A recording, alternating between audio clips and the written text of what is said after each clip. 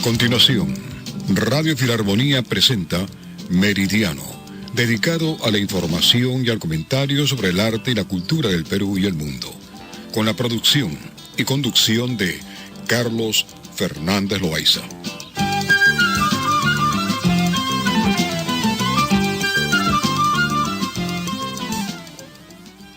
Nuestro primer invitado hoy es el padre Ernesto Cabaza, el doctor Ernesto Cabaza. Él es sacerdote jesuita y nuevo rector de la Universidad Antonio Ruiz de Montoya. Buenas tardes, padre, gracias por venir al programa. ¿Qué tal? Buenas tardes, saludos a todos los radioyentes también. Gracias por venir, tiene que acercarse un poquito más al micrófono. Ahí está.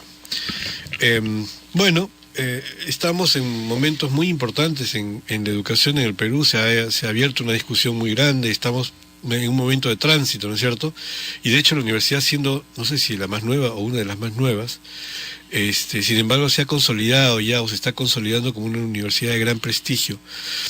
Entonces, hay, como le decía antes de la entrevista, hay montones de temas de los cuales podríamos hablar, pero tal vez podríamos comenzar con su visión con respecto a este nuevo cargo que está asumiendo y ¿Qué planes tiene o cómo se va a orientar la Universidad Antonio Ruiz de Montoya en los próximos años? Muchas gracias por la pregunta. La Universidad Ruiz de Montoya para mí es una obra muy querida porque contribuí a crearla, a fundarla, cuando yo era provincial de los jesuitas, entre los años 98 y 2004. Ahí hicimos todas las gestiones necesarias para comenzar a fundar la universidad. Nosotros teníamos la Escuela Superior Antonio Ruiz de Montoya desde el año 90, pero decidimos que nos parecía conveniente que esa misma escuela pudiera crecer para poder prestar mejores servicios a la sociedad. Perdón, hay que señalar una cosa. ¿Qué cosa es un provincial? Un provincial es el responsable de una provincia. Los jesuitas, nuestra congregación religiosa, nos distribuimos en diferentes provincias en el mundo entero. Hay en este momento unas 80 provincias en el conjunto de la Compañía de Jesús. Entonces, un provincial es el responsable de los jesuitas que pertenecen a una provincia que en el caso peruano coinciden con el país Perú. Okay. En otros países no, por ejemplo Centroamérica, el provincial agrupa a todos los jesuitas distribuidos en los 6 países centroamericanos. O hay una provincia ahora argentino-uruguaya de 2 países, pero en el Perú el provincial se encarga de los jesuitas, unos 160, 170, que vivimos y trabajamos en el Perú. Una pequeña pregunta adicional. Por ejemplo, yo sé que en Chicago hay una gran cantidad de jesuitas. Entonces, ¿Chicago es una provincia o todo Estados Unidos es una provincia? Chicago era una provincia hasta hace poco, porque se están uniendo a otras 2 provincias vecinas que son Wisconsin y Detroit. Además, con Chicago nosotros hemos tenido desde siempre y tenemos aún una relación muy estrecha de hermanamiento, twinning, desde hace unos 60 años, que nos ha permitido, por ejemplo, poder tener jesuitas de procedencia norteamericana en el Perú y poder enviar jesuitas peruanos a Chicago. Entonces había una relación globalizada. Mucho antes de la globalización ya había una globalización interna que nos permitía una comunicación muy estrecha. Muy bien, continuemos entonces con la historia de la universidad. Bueno, entonces le decía que la escuela se funda en los 90, crece como escuela, pero crece básicamente con 2 especialidades, educación y filosofía. Por eso aún ahora muchos nos recuerdan como si tuviéramos solamente esas 2 carreras, pero ya a partir del 2000 la compañía decide fundar una universidad y comienza todas las gestiones para poderlo realizar. El 2003 el padre general, el padre Kolmbach, nos aprueba la creación de la universidad y se hacen las gestiones necesarias, básicamente con el CONAFO, para que finalmente el 2010 esta ya sea aprobada y ratificada como universidad. Somos la última universidad aprobada por el CONAFO. Después ya, como saben ustedes, entra en receso. Entonces, de hecho, somos una universidad muy reciente. Tenemos 11 años escasos. El año pasado hemos celebrado 10 años. Pero en estos últimos años hemos pasado de tener 2 especialidades, filosofía y educación, a tener 10 especialidades. Entonces, en este momento, las carreras son administración, ciencia política, derecho, economía y gestión ambiental, periodismo, psicología, turismo sostenible e ingeniería industrial. todas esas carreras. Todas esas carreras. Son facultades. No, son 3 facultades con 10 carreras. Entonces hay una facultad de Ciencias Sociales que agrupa 4 carreras afines de la especialidad. Hay otra facultad de Educación, Filosofía y Ciencias Humanas que agrupa otras 4, y la última facultad en ser creada, que fue el año pasado, agrupa a Ingeniería Industrial y Administración, y se llama así, Facultad de Ingeniería y Gestión. Entonces, algunas de estas carreras ni siquiera han desarrollado toda su malla curricular, están recién en el ciclo 6º, 7º, 8º, y necesitan todavía seguir creciendo hasta que puedan completar la primera promoción, digamos. Y también están en el tema de maestrías y doctorados, que todavía no. Doctorados no. El año pasado fundamos la escuela de posgrado, aprovechando también que eran los 10 años de la universidad, con 4 maestrías que en este momento se están desarrollando. Algunas de ellas nacieron como diplomados, y viendo que tenían realmente un buen resultado, que eran muy acogidas, que la gente solicitaba estos temas, entonces pasamos de diplomados a maestrías. En este momento estamos desarrollando 4. Una es la maestría en Filosofía, con mención en Ética y Política, que coordina el doctor Gonzalo Gamio. Otra es la maestría en Consejería, donde además me toca a mí ser profesor de uno de los cursos, que coordina la doctora Berta de la Portilla. Una tercera es una maestría en Bioética, que coordina el padre doctor Edwin Vázquez. Y finalmente, con una institución que se llama Cerebrum, estamos también realizando una maestría en Neurociencia y Educación. Estas son las que se están desarrollando actualmente, pero estamos comenzando a abrir también otras nuevas que van a comenzar ahora en este semestre o ya el próximo año. Una es una maestría en Educación con mención en Gestión de Instituciones Educativas, que está a cargo de Martín Vegas, quien fue viceministro de Educación. Es una maestría muy interesante. Otra es también Educación, pero con mención en Inclusión y Atención a la Diversidad, a cargo de la magíster Mireya Huejara, una especialista en el tema. Hay otra maestría también ya diseñada y presentada, a punto de comenzar, que es Maestría en Ciencias Sociales, con mención en Interculturalidad, Educación y Ciudadanía. Y finalmente hay otras maestrías que están pedidas por el PRONAVEC y que tienen como enfoque el tema educativo. Como ven, las maestrías básicamente son maestrías en la línea, digamos, humanista, educativa, de letras, que es la parte más significativa nuestra, pero no nos negamos que en un futuro pueden haber también maestrías en ingeniería, en gestión, en administración, abrir esas posibilidades. Ahora, ustedes como universidad joven, de alguna manera, deben haber recibido alguna vez este comentario, ¿no? Cuando todo el mundo generaliza y dice las nuevas universidades, que todas son un desastre, ¿no es cierto? Y ustedes justo son la más nueva. Pero, digamos, han asumido el reto de hacer una universidad con mucha seriedad, lo cual les da un cierto prestigio. Pero ¿cómo manejan ese tema de que la gente piensa, esa es una pregunta, ¿no? De que la gente piensa que las universidades nuevas, no sé, pues son como más bien empresas, ¿no es cierto? Más que instituciones educativas. Y la otra pregunta tiene que ver justo con esto, ¿no? Porque hay como una desnaturalización de los estudios de posgrado. Antes, por ejemplo, hace muchos años atrás, con 5º de primaria uno no podía más que trabajar de mozo, ¿no es cierto? Después, con 5º de secundaria solamente podías trabajar de mozo. Ahora un bachiller solamente puede trabajar de mozo. Es decir, ahora el que no se ha graduado y el que no tiene su título y además tiene más de un doctorado o una maestría, no puede trabajar prácticamente, ¿no? Y entonces eso como que ha distorsionado un poco el sistema educativo en general y ha creado un poco el negocio, ¿no es cierto? Yo lo veo así al menos, ¿no? Y entonces, claro, uno ya pues tiene que decirse, ¿me compro un carro que me cuesta $20,000 o me pago una maestría, ¿no es cierto? Y a veces esas maestrías no son realmente todo lo que necesita el profesional ni el mercado. Sin embargo, el cartón pesa y vale, ¿no es cierto? El cartón pesa y vale cuando está bien habido y bien obtenido. No todo cartón vale. vale aquel cartón que ha supuesto sacrificio, esfuerzo, disciplina, estudio, y que es certificado por una universidad de calidad, De prestigio. por una universidad de prestigio, por una universidad seria.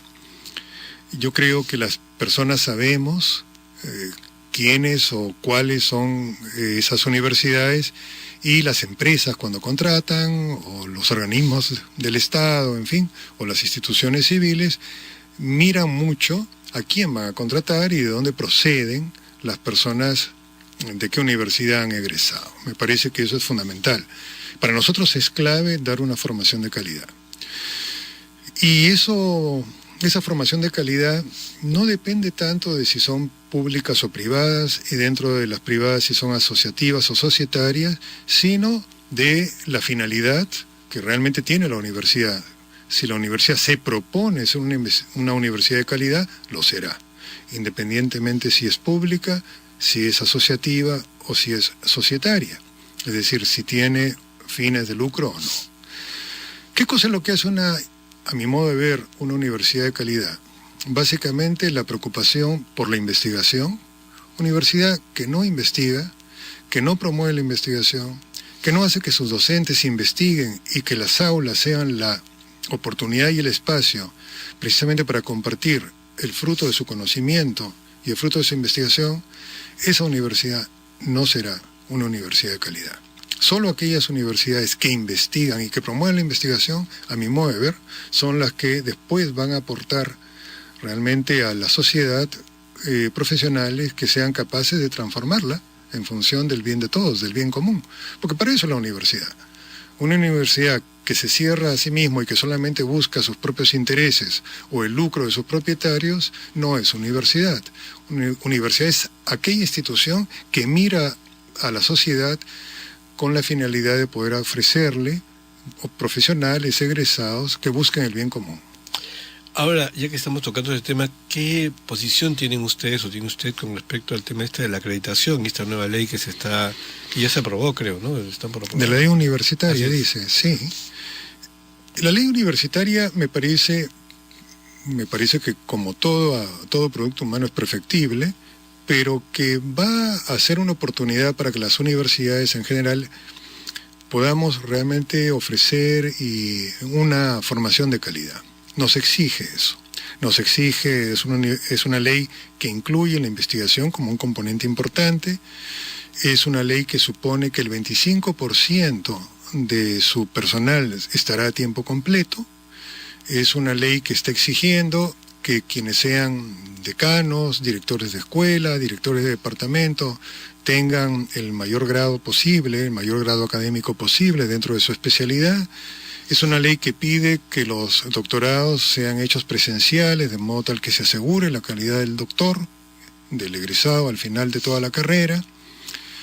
Uno va viendo en varios acápites de la ley un intento por efectivamente elevar la calidad de la universidad. Y me parece eso bastante significativo cuando nos damos cuenta que las universidades peruanas no aparecen en los rankings. Incluso en los rankings latinoamericanos estamos siempre en lugares de segundo orden. Entonces, una ley que intente promover que se mejore la calidad del servicio, porque se pide que investigue, porque se pide que el docente se dedique precisamente a la universidad y no tenga que estar rotando en 3 o 4 universidades diferentes, yo creo que es una ley que habla bien de sí misma. Ahora, bueno, vamos a hablar un poquito de su especialidad, que es la consejería, ¿no es cierto? Y aquí una pregunta, a lo mejor un poco tonta, pero ¿por qué consejería y no coaching? Porque coaching está más de moda, en fin, tiene que ver más con la empresa y ese tipo de cosas, ¿no? Precisamente por eso, porque queríamos sacar el tema de la empresa.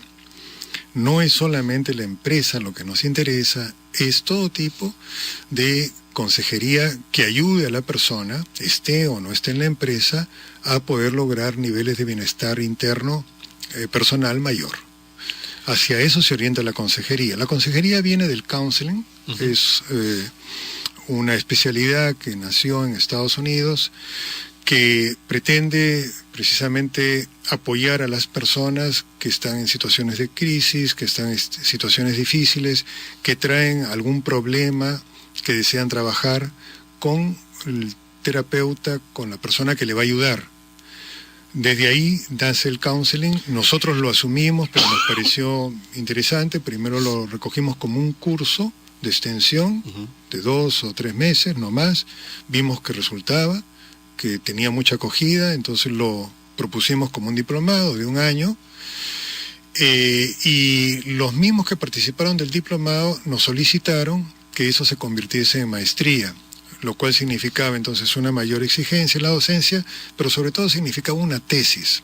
Lo que define a las maestrías, en relación, por ejemplo, a los diplomados, es la necesidad de trabajar tesis, lo cual significa investigar.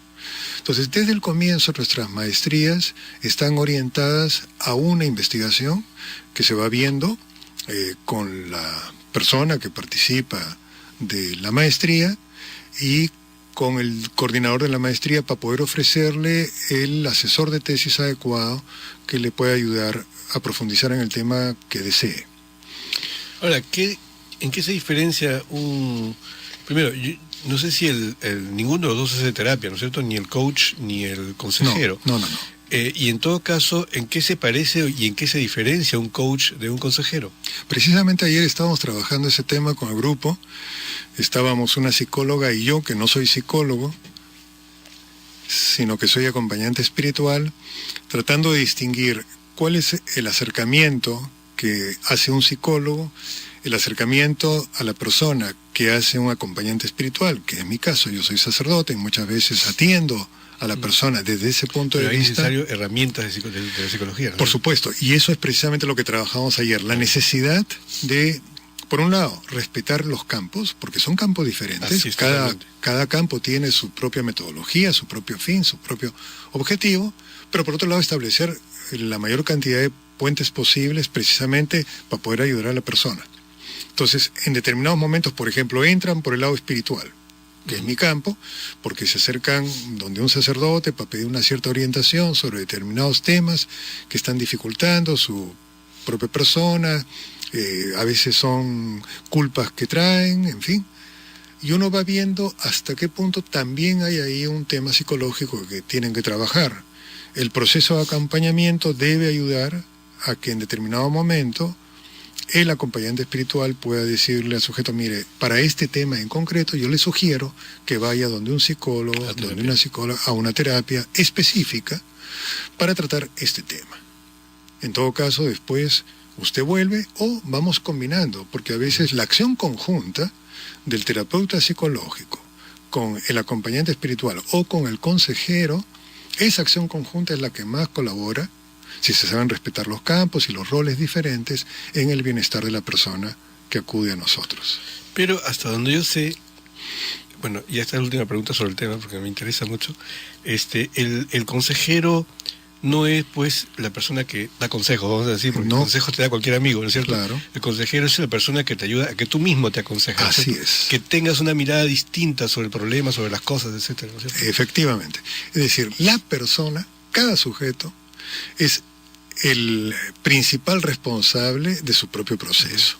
El consejero está al lado, participa del proceso, ayuda a que la misma persona, el cliente le suelen llamar en la terminología de la consejería, ayuda a que el cliente vaya poco a poco identificando sus dificultades, formulándolas cada vez mejor, objetivándolas, y en ese proceso de ir haciendo esas formulaciones, ir aclarando las posibles vías de salida. Entonces, es una persona que está al lado, que no está delante, que tampoco está detrás, está al lado de la persona que acompaña, de la persona que es su cliente. Que simplemente le ayuda en el proceso de reflexión, vamos a decir. Así es. Muy bien. Bueno, y de sanación, ¿no? De terapia, porque la idea es irse sanando poco a poco de los problemas o dificultades que le han traído a una relación de cliente o de paciente. Y el ejemplo típico es un duelo, ¿no? Porque el duelo algunas veces necesita terapia, pero otras veces simplemente necesita un poco de reflexión y de mirar las cosas. típico, digamos, una persona dice, yo no sé por qué toda la vida me pasa esto, por qué toda la vida me equivoco, por qué toda la vida, ¿no? ¿No es cierto? Y es simplemente que la persona no ha aprendido a mirarse cuál es el origen de su por qué, digamos, ¿no? Así es. Y eso no es terapia necesariamente, sino simplemente es un poco ayudar a la persona a descubrir qué cosa está detrás de sus decisiones equivocadas, digamos, ¿no? Muy bien, pero bueno, volvemos al tema de la universidad. Ha crecido en poco tiempo. Antes yo recuerdo una casita pequeña ahí enfrente de la Clínica Stella Maris. Ahora la Clínica Stella Maris está frente a la universidad. ¿No? Porque ha crecido bastante. Son 3, 4 casas. Punto de referencia, sí. ¿Qué planes tienen para después? Me imagino que ya construir edificios o van a seguir comprando casas en el entorno. Bueno, por ahora nos estamos valiendo bien con lo que tenemos. Me parece que antes de construir un edificio que ya supone una inversión mayor, podríamos pensar en alquilar espacios, si es que necesitásemos a futuro, que creo que lo vamos a necesitar. La idea es ir creciendo en el pregrado, porque de hecho, en la medida en que vayan aumentando, digamos, los años, ¿no? De cada una de estas carreras que están iniciándose o que están en medio de desarrollo, se va a necesitar más espacio para los que vayan ingresando, ¿no? Pero también es aumentar en posgrado. Nos interesa colocar estas maestrías de las que acabo de hablar, porque me parece que es un buen aporte al país. En este momento Pronavec nos está pidiendo también 4 maestrías diferentes para maestros, para docentes del Estado. El Estado está queriendo hacer una buena inversión en educación en los próximos años. Entonces nosotros estamos dispuestos porque creemos que una de nuestras fortalezas es precisamente esa, la educación. No solamente por la Ruiz, sino porque los jesuitas tenemos, 450 años de experiencia educativa y nosotros estamos aprovechándonos, nosotros la Ruiz, una institución pequeña, recién naciente, de todo ese bagaje, de todo ese legado, de esa herencia educativa que nos viene de atrás. A propósito de eso, la herencia, el legado, la experiencia, que es tan importante, yo siempre he pensado que la universidad o el sistema educativo en general debería valorar eso, la experiencia, que no necesariamente está avalada por un cartón, pero que está avalada por la práctica y que muchas veces, yo diría la gran mayoría de veces, avala al profesional, digamos, ¿no? Uno puede ser profesional en un campo, en un área. Yo siempre me encanta poner este ejemplo, el maestro Máximo Damián, el violinista andino que junto con que era amigo de José María Arguedas y que tenía su conjunto de danzantes de tijeras, ¿no es cierto? ¿Quién puede saber más que él sobre guitarra, sobre violín andino, ¿no es cierto? Él es un doctor en su especialidad. No hay nadie más en el Perú que sepa tanto como él. Y sin embargo, no sé si tendrá título de quinto secundaria, ¿no es cierto? Así es. ¿Qué hacemos? La experiencia es valiosa por sí misma. Entonces, cuando usted me preguntaba, por ejemplo, sobre la calidad, sobre las universidades de calidad, ¿cómo distinguir? ¿Con qué criterio? Yo, por ejemplo, padre de familia, supuesto padre de familia, y tengo que orientar a mi hijo a ver a qué universidad va. Bueno, para mí un criterio importante es, a ver qué experiencia está detrás de la universidad que has escogido. Ojo que no es una experiencia solamente de pasado, no son solamente los 450 años que están detrás de la historia de la Ruiz de Montoya. Es también, y tal vez ahora más importante, la red de universidades que la Compañía de Jesús tiene en el mundo entero. Son 200 universidades. Solo en América Latina son 30 universidades jesuitas que están ubicadas y coordinadas en red. Y no es una red solo de rectores, es una red que ha identificado 18 espacios, por ejemplo, temas de derecho, un observatorio sobre la justicia, que desde las facultades de Derecho de diversas universidades jesuitas de América Latina se organiza y que se vinculan en redes de homólogos. Hay una red de liderazgo universitario, hay una red de desarrollo sostenible o de ambiente, ¿no? De medio ambiente, que agrupa a universidades jesuitas que deciden incorporarse a esa red y que van trabajando juntos temas a nivel latinoamericano. Entonces, cuando el alumno está aquí en la Ruiz de Montoya, en Lima, se está beneficiando no solamente del pasado, de esa tradición histórica de enseñanza que se ha traducido en didáctica, en metodología educativa, en pedagogía ignaciana, sino también se beneficia de lo que se está produciendo de conocimiento a nivel de las diversas redes en América Latina o con otras universidades. Muy bien, bueno, lamentablemente ya tenemos que terminar la entrevista porque el tema es interesante, pero última pregunta. ¿Ya? Justo a propósito de la formación ignaciana y todo esto, ¿no? Volvemos a ponernos en el caso del padre de familia que está escogiendo la universidad para su hijo, o lo que le aconseja al hijo, ¿no? Y el hijo dirá, pero los curas, pues, están pensando en, no sé, anclados en el siglo no sé cuánto, ¿no? ¿Por qué no una universidad privada que tiene la mentalidad más amplia, ¿no? ¿Qué diría usted? ¿Por qué pensar que una universidad de curas es una mentalidad menos amplia? Al contrario, precisamente la amplía. Estamos hablando de redes mayores, estamos hablando de años o siglos de experiencia, estamos hablando no de una carrera de filosofía o de teología, estamos hablando de 10 carreras diferentes que hacen precisamente que lo que caracterice a la universidad sea lo interdisciplinar. Lo más interesante que tenemos, bueno, una de las cosas interesantes que ofrece la Ruiz es que los 2 primeros años de la Ruiz, los chicos de las diversas especialidades están juntos trabajando temas comunes y generales, a manera de estudios generales en el programa de Humanidades, que son también interdisciplinares. Entonces no es un tema de curas, no es un tema de filosofía, es un asunto que nos encontramos ahí, diferentes personas que tenemos diferentes intereses y que nos enriquecemos mutuamente precisamente en la diferencia. Yo creo que ese es el gran aporte de la universidad. Muchas gracias por venir al programa, padre. Encantado de conocerlo. Muchas gracias también. Espero que tengamos otras conversaciones después. Por invitarme y muchos saludos también a los que me han escuchado. Encantado, gracias. Gracias. Bueno, los que quieren más información sobre la universidad encuentran la página web que es... La universidad tiene en su página web uarm.edu.pe. Muy bien. Le estoy dejando aquí también algún tipo de folletos para ustedes, Muy bien. para que los puedan aprovechar. Gracias, padre.